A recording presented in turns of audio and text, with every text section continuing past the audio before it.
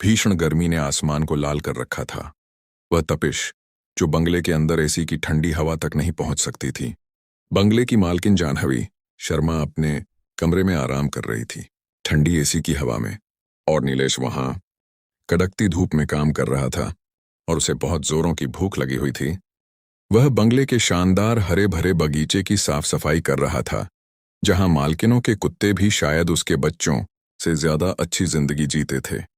नीलेश ने जैसे ही आखिरी क्यारी को पानी दिया, मालकिन 2 कटोरियों में कुत्तों के लिए खाना लिए आईं। नीलेश ने घास पर बैठकर उन्हें देखा, जिनके भोजन की कीमत शायद उसकी 2 दिन की दिहाड़ी के बराबर थी। उसके दिमाग में बस एक ही बात घूम रही थी, उसकी बीवी पूजा और बच्चे, 10 साल की आस्था और 5 साल का राहुल, जो सुबह से खाने के लिए तरस रहे थे। आज की दिहाड़ी से ही रात का चूल्हा जलना था। जब उसने आखिरी क्यारी को सजाया तो उसकी सांसें तेज हो रही थीं। बंगले की मालकिन जानवी शर्मा बगीचे की बेंच पर आकर बैठी।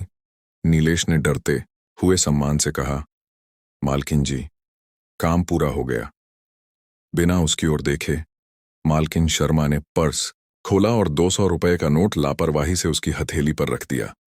अगले ही पल नीलेश को लगा जैसे उसके माथे पर किसी ने गर्म सलाख रख दी हो। नोट बीच से फटा हुआ था और बस एक पतले टेप से चिपका था। वह जानता था बाजार में कोई भी उसे सीधा सीधा लौटा देगा। उस समय नीलेश के मन में एक तूफान उठा। क्या ये हमारी मेहनत की इतनी ही कीमत समझते हैं?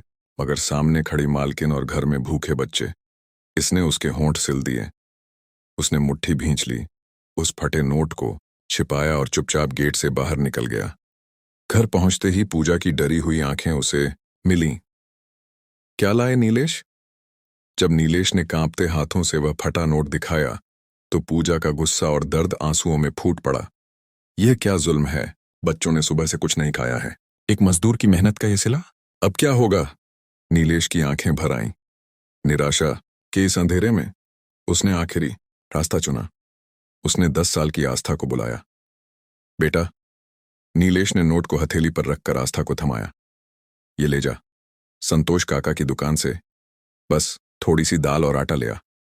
आस्था अपनी छोटी सी जिम्मेदारी को समझते हुए दुकान की ओर भागी। दुकान पर पहुंचकर उसने हिम्मत और मासूमियत मिलाकर संतोष काका को नोट दिया। काका, ये पापा ने दिया है, भूख लगी है, जल्दी सामान दे दो।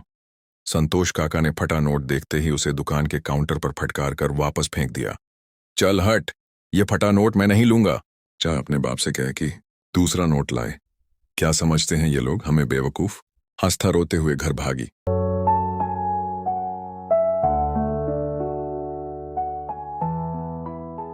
घर पहुंचकर उसने अपने पिता की ओर वह फटा कागज फेंका और पहली बार अपने पिता पर गुस्सा और लाचारी मिलाकर चिल्लाई, पापा, कोई नहीं लेता ये फटा नोट, हम क्या आज भी भूखे ही सोएंगे? नीलेश ने अपनी बेटी को उठाया और सीने से लगा लिया।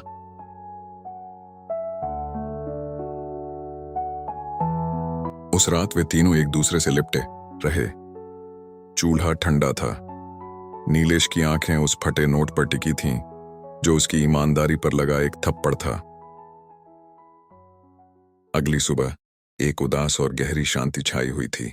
सूरज की किरणें भी मानो उस घर में झांकने से डर रही थीं, जहां बच्चों की भूख अब एक भयानक चुप्पी में बदल चुकी थी। नीलेश दुखी था, नोट को देख रहा था। उसे लगा अब कोई उम्मीद नहीं बची। तभी आस्था उठी। उसके चेहरे पर अब डर नहीं, बल्कि एक पक्का इरादा था। उसने फटा नोट उठाया और घर से निकल गई। इस बार वह संतोष काका की दुकान की दूसरी दिशा में शहर की सबसे ऊंची और बड़ी इमारत के पास पहुंची, एक बैंक। वह डरते डरते एक काउंटर के पास गई। काउंटर पर बैठे बैंक कर्मचारी असलम खान ने मुस्कुराकर पूछा, क्या चाहिए बेटा? आस्था ने डर को दबाकर फटा नोट निकाला। उसकी आवाज कांप रही थी, पर शब्द साफ थे। साहब, ये फटा हुआ है, पर यह पापा की सच्ची मेहनत है। सब मना कर देते हैं। हमने 2 दिन से कुछ नहीं खाया है, बहुत भूख लगी है। हमें अब खाना खाना है। क्या आप इसे बदल देंगे? असलम खान की आंखों में आंसू आ गए। उन्होंने आस्था की आंखों में छिपी भूख, ईमानदारी और हिम्मत देखी। उन्होंने उस छोटे से हाथ पर लगी मिट्टी देखी और उस नोट में छिपी एक पिता की मजबूरी महसूस की। असलम खान ने गहरी सांस ली। उन्होंने अपना पर्स निकाला और बिना किसी नियम की परवाह किए इंसानियत के नियम का पालन किया। उन्होंने अपने पर्स से एक नया कड़क 200 रुपए का नोट निकाला और आस्था की छोटी हथेली पर रख दिया। यह लो, उन्होंने प्यार से कहा, यह तुम्हारी हिम्मत का पुरस्कार है। अपने पापा से कहना कि यह फटा हुआ नोट मैं बैंक में जमा करा दूंगा। अब जाओ और सबसे पहले पेट भर खाना खाओ। किसी की ईमानदारी कभी नहीं फटती। आस्था की आंखें खुशी के आंसुओं से भर आईं। उसने नोट को कसकर पकड़ा और तुरंत घर की ओर भागी। जब आस्था घर पहुंची तो पूजा और नीलेश उसे देखकर पहले चौंके, फिर नया नोट देखकर हैरान रह गए। आस्था ने चिल्लाकर कहा, पापा देखो, यह अच्छी नोट है, एक अच्छे आदमी ने दिया है। अब खाना बनेगा, हम खाना खाएंगे। नीलेश ने नोट को देखा। यह केवल कागज का टुकड़ा नहीं था, यह टूट चुके विश्वास का वापस जुड़ जाना था। उनकी आंखों में पहली बार खुशी के आंसू थे।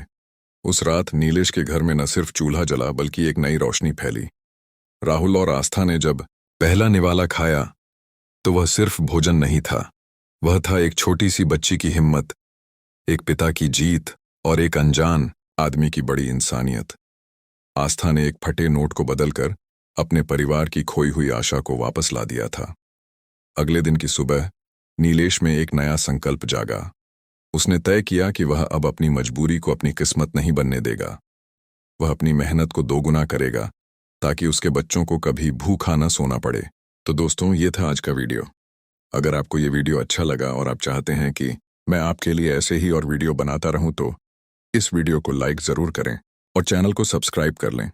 आपका एक लाइक और एक सब्सक्राइब मेरे लिए बहुत बड़ी मदद है। आप सबका बहुत बहुत शुक्रिया। अगले वीडियो में मिलते हैं।